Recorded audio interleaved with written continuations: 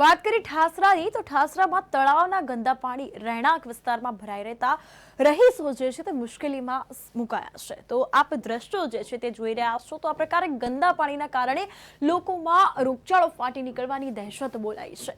ખેડા જિલ્લાના ઠાસરામાં તળાવનું ગંદુ પાણી રહેણાંક વિસ્તારમાં ઘૂસી આવતા વસવાટ કરી રહેલા લોકો ત્રાહિમામ પોકારી ઉઠ્યા છે।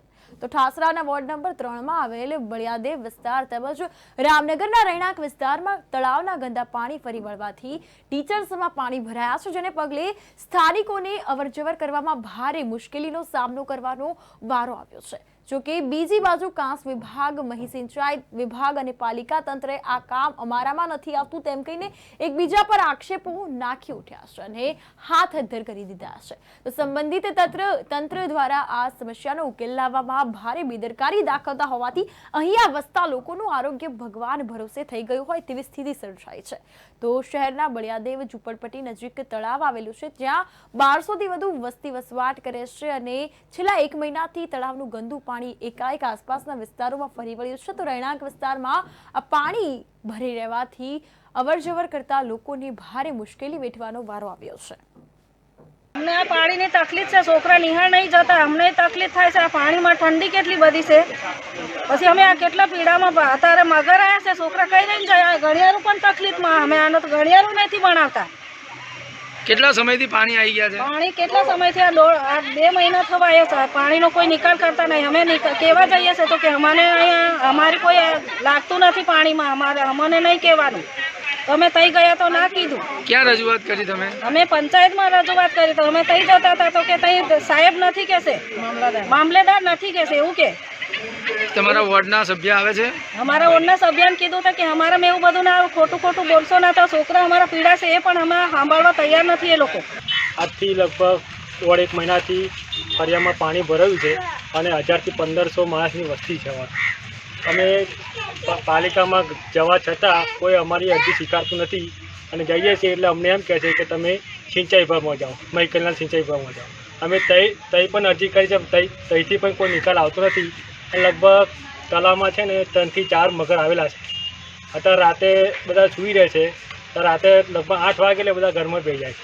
મગરની એવી બીક છે કે મગર રાત્રે છે ને રોડ પર આવી જાય છે, એટલે રાતે બધા જાય કઈ એનાથી હેરાન થયેલા છે બધા। એટલે એનો કંઈ નિકાલ કરો તો અમે સારું એમ અમારી એવું અરજી છે એમ।